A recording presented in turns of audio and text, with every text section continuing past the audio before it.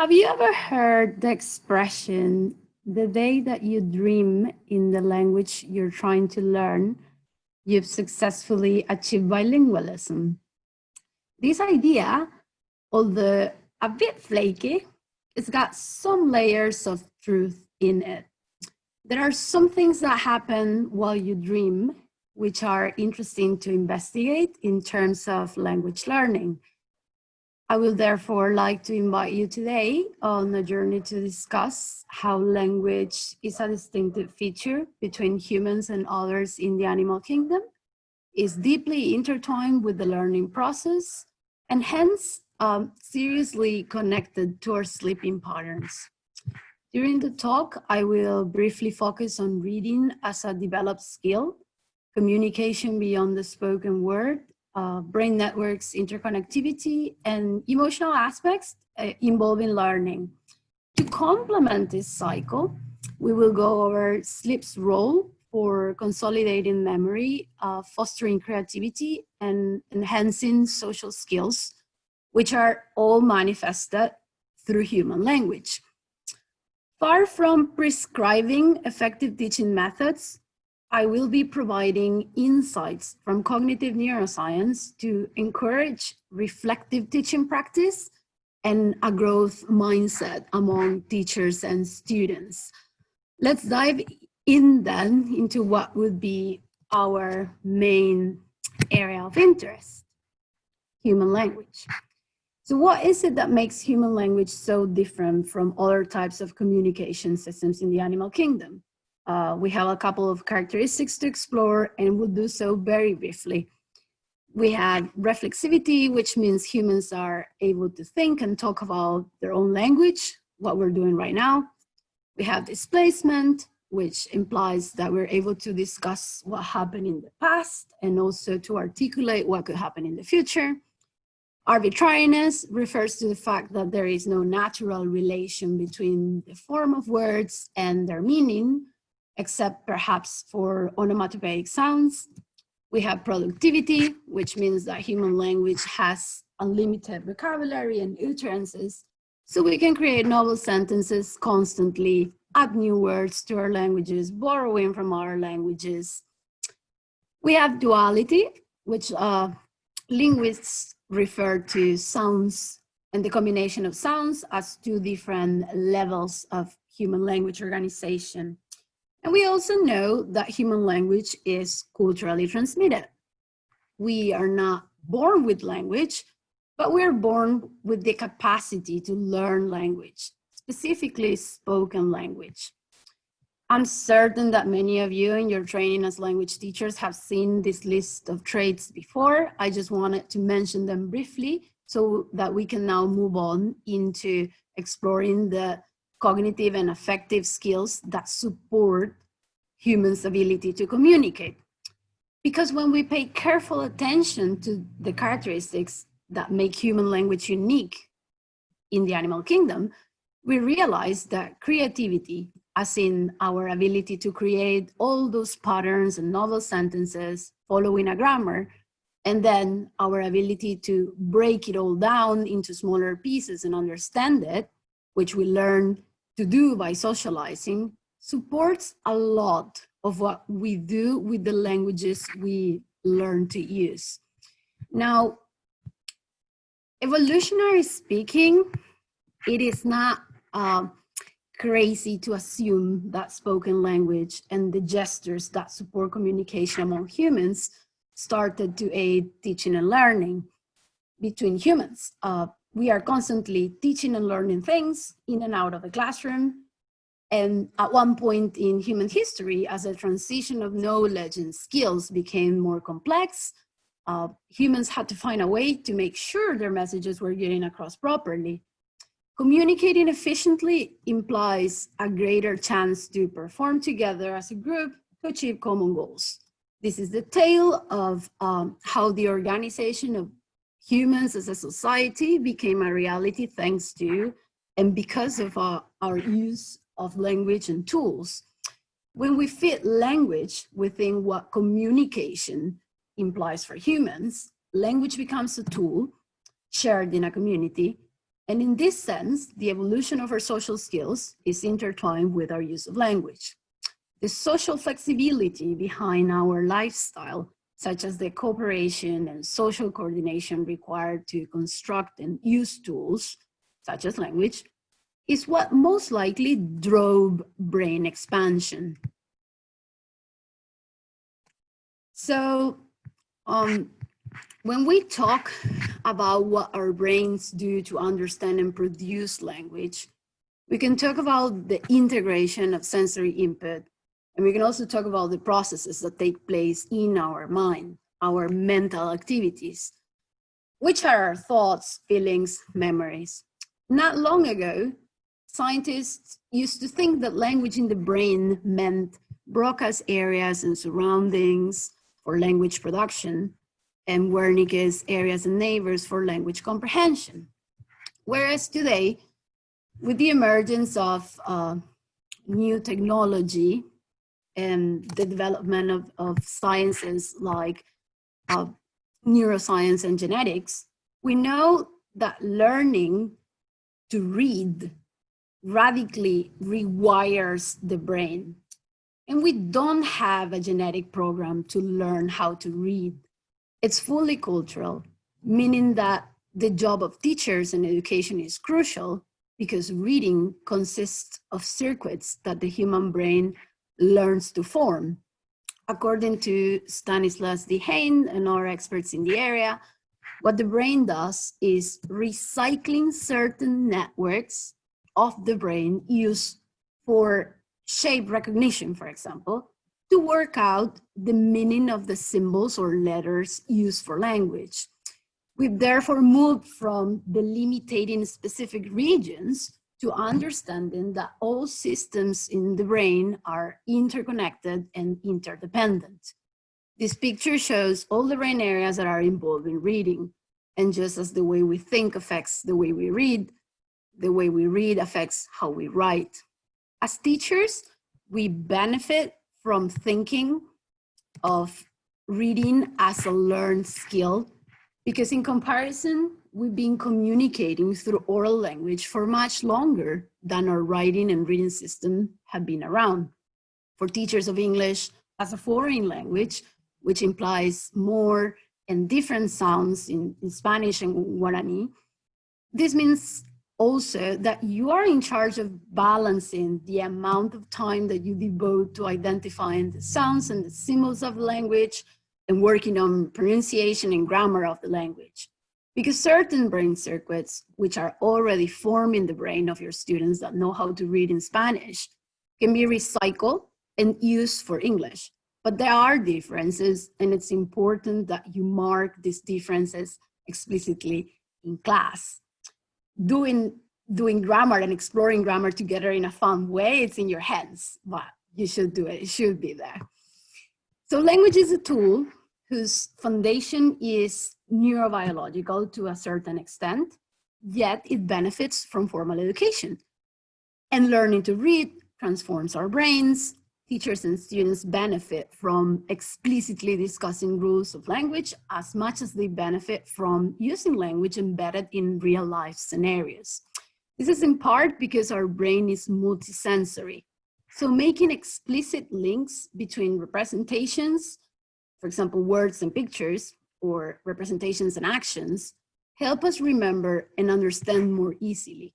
For instance, seeing a bell increases the activity in your auditory cortex as much as it increases the activity in your visual cortex. And this is because your neural pathways are super connected. Like you can see it in the picture above, which shows several common areas activated while you listen and while you read. We'll get back with some tips about what you can do with this in class to take advantage of it later. But now, let's focus on how we learn using our creativity and social skills. I want us, sorry, let me move on to my following slides.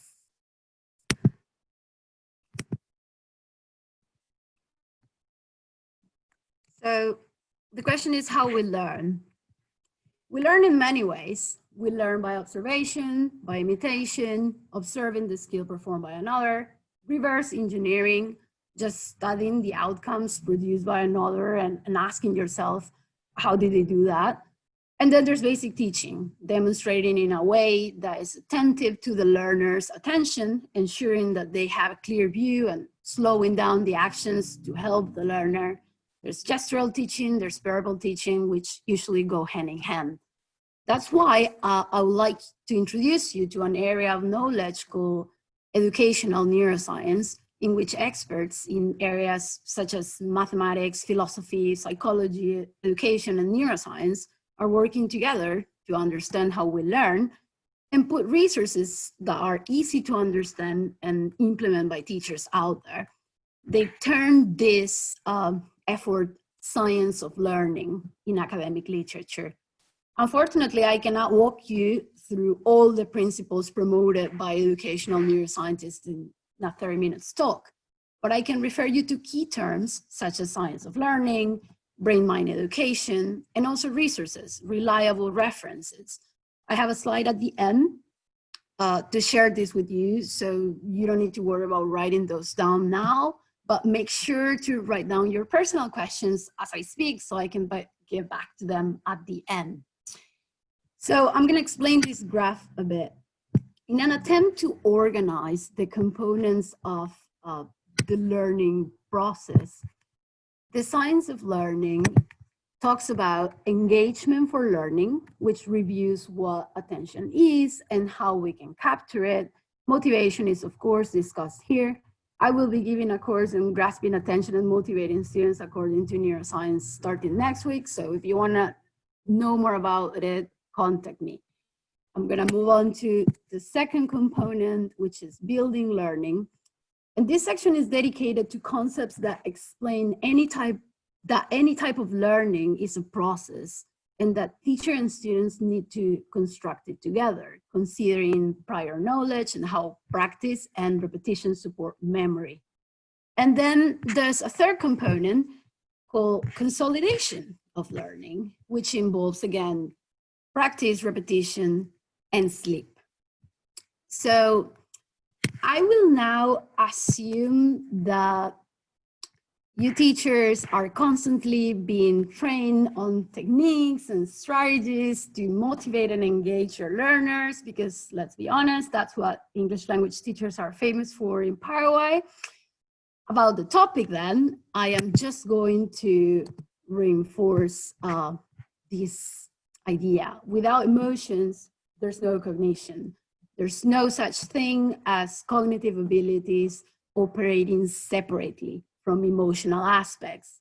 We use them both to reason, make decisions, produce and understand language, and making connections with others, as well as to understand them. So there's that. Lowering the affective filter, as Krashen would say, is mandatory because it's beneficial. Cognitive neuroscience supports respectful teaching practices that reduce anxiety and promote meaningful interaction. And in this line of action, I have literally cherry-picked two principles from the building knowledge scope, which I believe were worth mentioning today. The first one is related to the fact that there is a group of neurons in the brain called mirror neurons that were discovered by a group of Italian researchers because the same neurons fire in the monkeys' brains when they are observing actions as when they are performing actions. Because of where in the brain these neurons are located, it was suggested that they add a layer of prior experience related to motor knowledge and experiences to our interpretation of what the person in front of us is doing. This means that an EFL teacher that enthusiastically becomes one with the group during class activities could be enhancing the clarity of communication as well as exchanging emotional states, interest, and curiosity towards the topics of the class. This is great news for those of you who are passionate about what you teach, but it might be a bit troublesome for those days when we're sleepy and tired or fed up of paperwork and coronavirus. No one is saying you aren't allowed to have those days, but just be mindful of its impact in your audience. And that's it. Make an effort to try and make it useful for you. The relevant point is that our mirror neuron system help us read each other's minds in the sense that we communicate understanding and emotions, and this happens both consciously and unconsciously. Gestures and faces communicate knowledge and emotions consciously and unconsciously, supporting the teacher's transmission of concepts, confidence, and enthusiasm. The picture on the left shows overlapping brain activity for feeling emotion and observing emotion. The picture on the right, which is simply a person gesturing, represents how children and adults are more likely to remember the word stack if it is associated to the teacher's gesture. This has the potential to enhance memory for the word by expanding its representation in the brain to include networks for sensing and movement. This idea, by the way, goes hand in hand with total physical response, or TPR, which I know is much debated theory between language teachers. The second, let's see if this works over here. The second principle from the science of learning that I wanted to cover with you is related to prior knowledge. So whatever the person, child, teenager, adult that you're trying to teach something to comes with, what they already know. This will probably remind some of you to Vygotsky and Piaget and the metaphor that we are not empty vessels. Therefore, we don't pour knowledge into our students' minds. What we do is we expose them to input, stimuli that needs to be at the right level of difficulty and novelty for them to be able to grasp it and mix it with what they already know. What this principle supports is that to be meaningful and lasting, new knowledge must build on prior knowledge. So any new input you receive by listening or reading is understood by you making connections with what you already know about the topic to support your mental representations of this knowledge. The picture you're seeing right now, let me see, shows brain activation.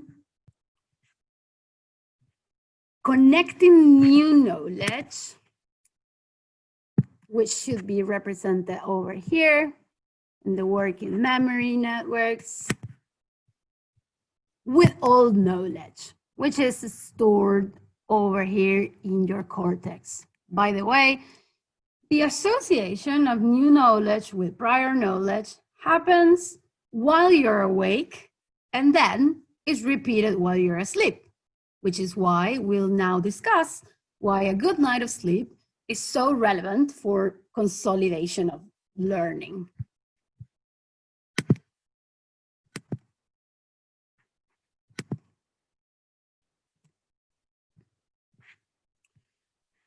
So all animals sleep, but we sleep in different proportions. Humans sleep a lot.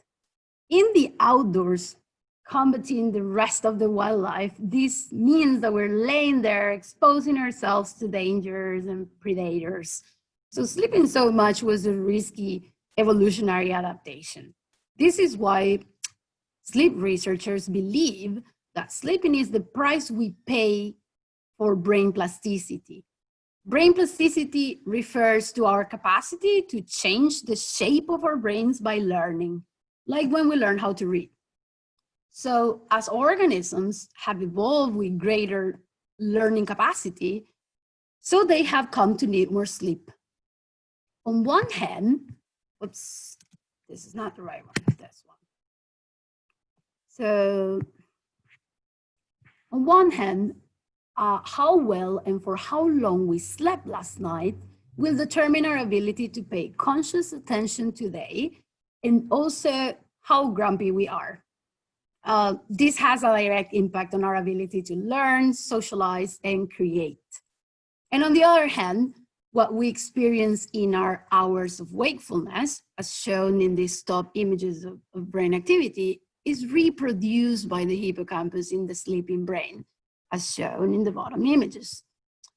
The new knowledge, the fresh representations that we accumulate throughout the day, are being reactivated and reorganized as longer lasting memories stored in our brains while we sleep. Now, the brain activity during sleep is fascinating. And what sleep researchers do is they organize it in different stages and cycles that are defined to explain what's happening in your brain while you sleep. Most evidence today points towards rapid eye movement sleep as being responsible. Rapid eye movement sleep is the one that happens while you're dreaming and your eyeballs are actually moving from side to side and up and down.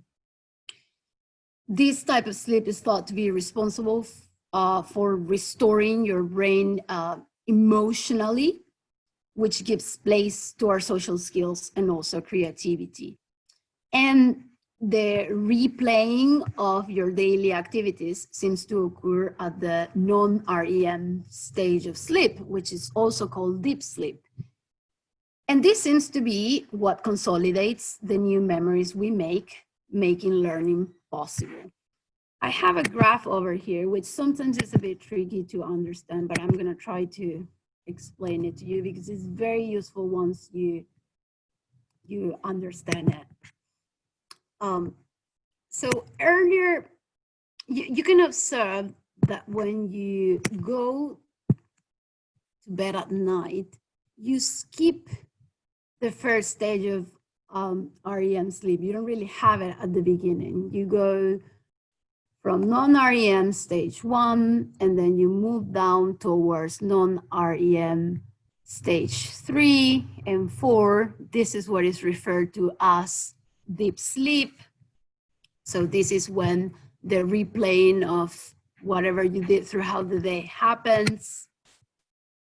And then as you can see in the graph, once you're done with that, you enter REM sleep, which is when you start dreaming, mixing all the new information available in your head and creating these crazy narratives that often make no sense and can even get scary at times.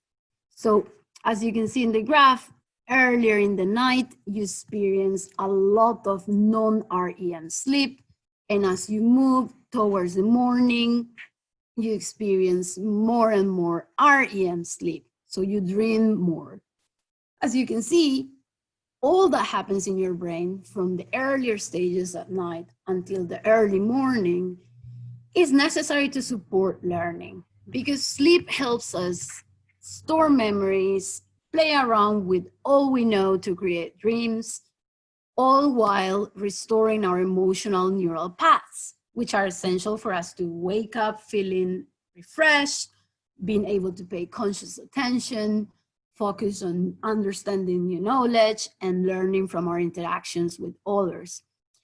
Realizing how relevant sleep is for our overall well-being, it's important for us as teachers who are functioning with a very demanding job daily, and also because we can share this information with our students.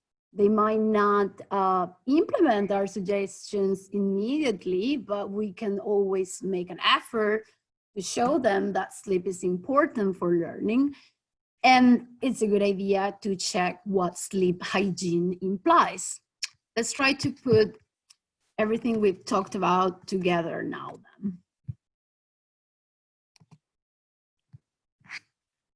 We've discussed how creativity and our social skills are abilities that make human language unique And then we explore how the science of learning can break learning into components such as engagement for learning, building of knowledge, and consolidation of knowledge. Therefore, we focused a little on how sleep helps acquire and retain knowledge.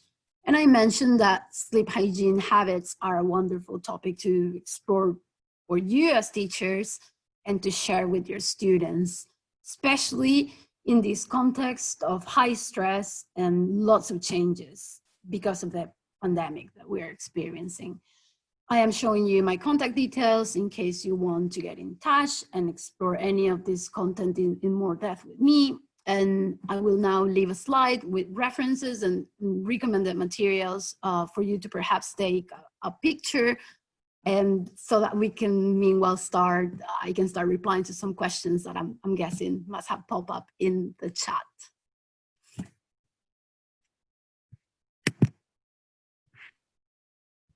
Thank you so much, Laura. I would like to share with you some comments and questions. If you have more questions, please make sure write them down in the chat so we can read them, and Laura can comment on your words. Okay, so let's see.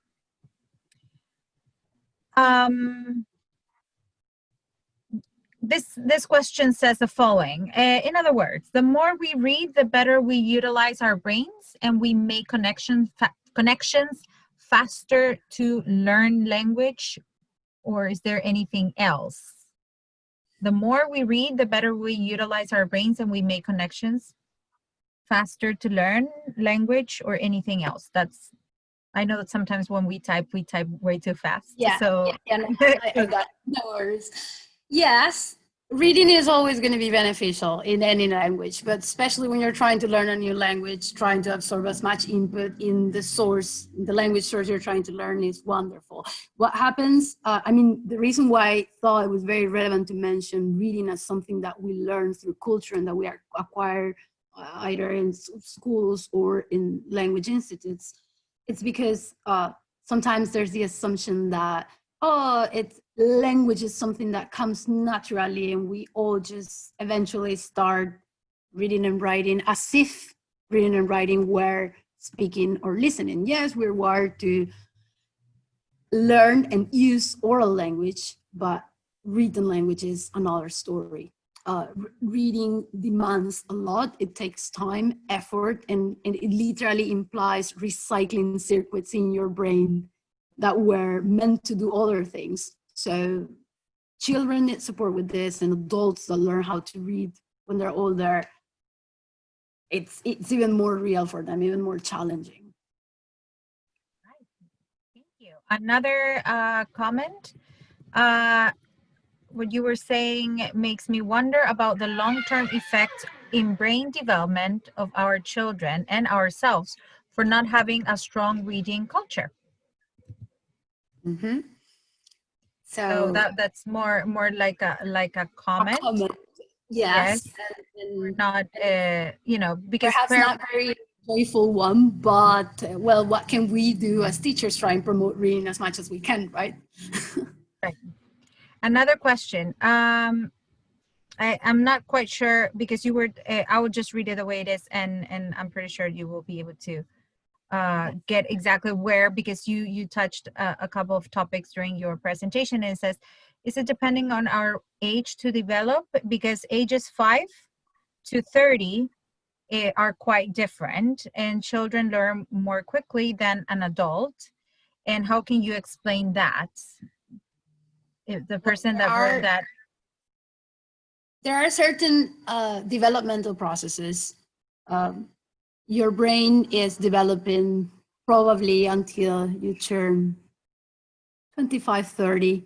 It's not exact, but there are certain things that happen. For example, when we turn 12 months old, there is a process called cerebral pruning, where for this, I would like to imagine that your brain is a forest, and that what happens is that someone comes in with scissors and start chopping the top of the trees. That happens when you're about 12 months, and one of the consequences of that is that you lose the ability to differentiate sound languages that do not belong to your mother tongue, because you need it for a little bit in order to be able to acquire your mother tongue.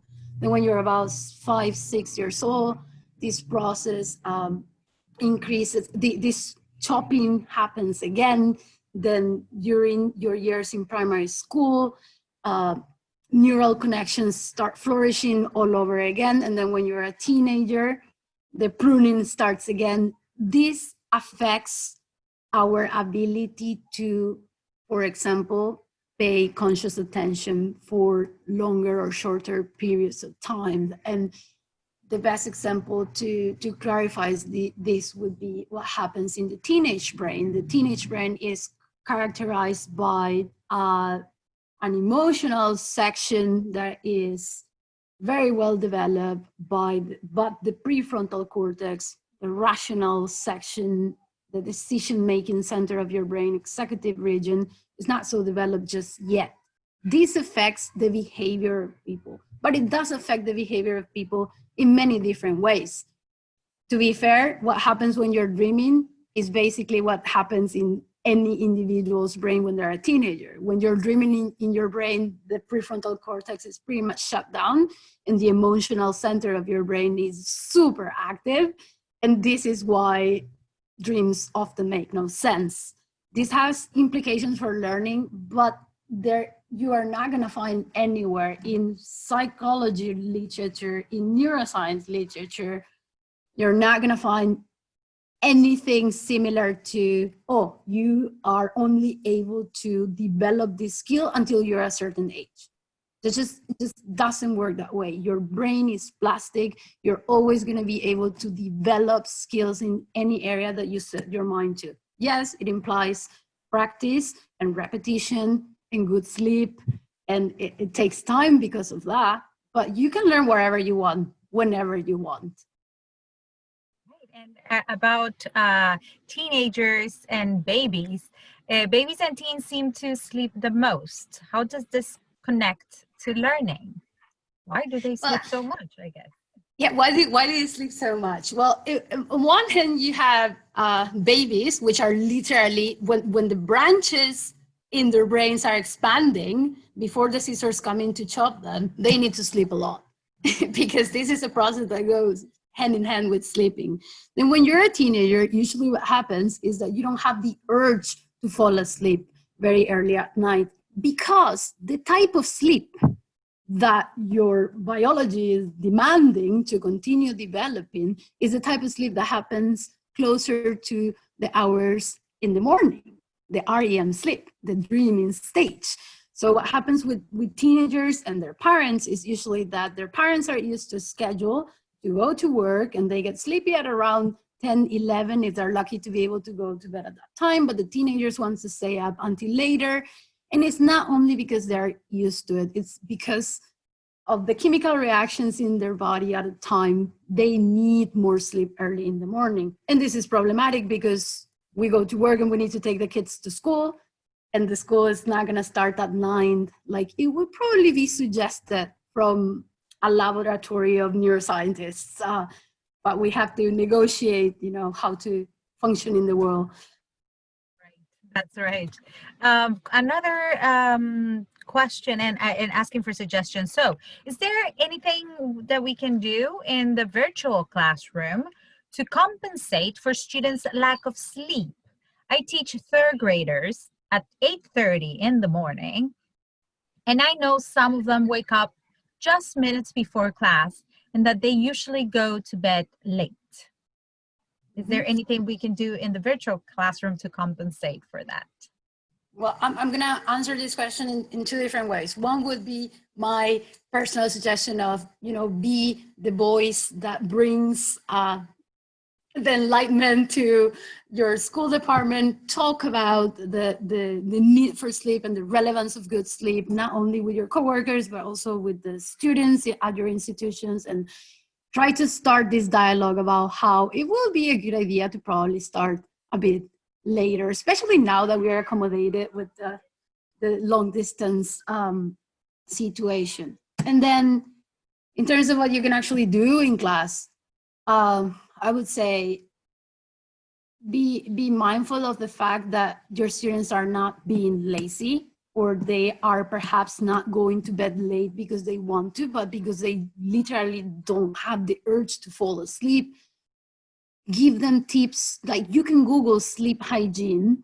You can go through that to inform yourself first, and then share that with your students, because there are easy tips that you can implement daily, like disconnecting from your phone and getting rid of the blue light in all your electronics, making sure your room is quiet and it's fresh, because it needs to be fresh for you to be able to fall asleep earlier. And once you're in class, maybe try some mindfulness practice, so that you, in a way, through the screen, try and make all the people in your class have a couple of minutes to breathe in and out.